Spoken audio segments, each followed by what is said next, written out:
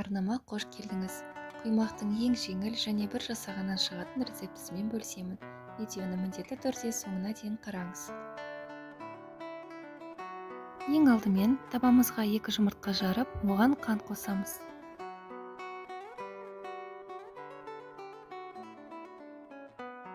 Жақсылап араластырып, жылы сүт құямыз.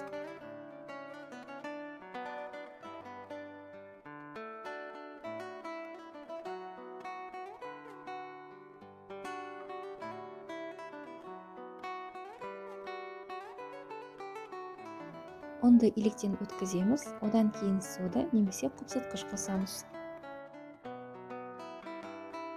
Барлығын жақсылап араластырамыз.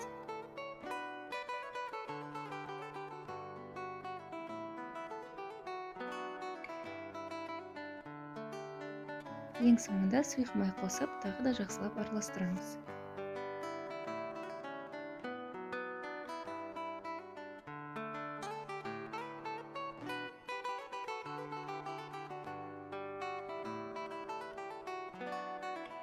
Құймақты пісірмес бұрын табамызды міндетті түрде қыздырып аламыз.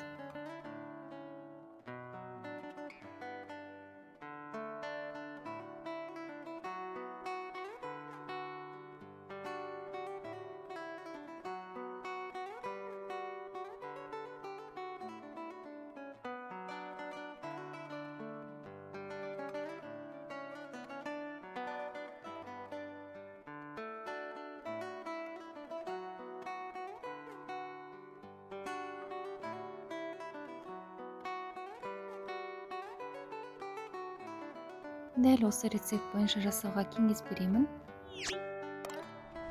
Егер сізге ұнаған болса, лайк басуды және арнама тіркелуді ұмытпаңыз.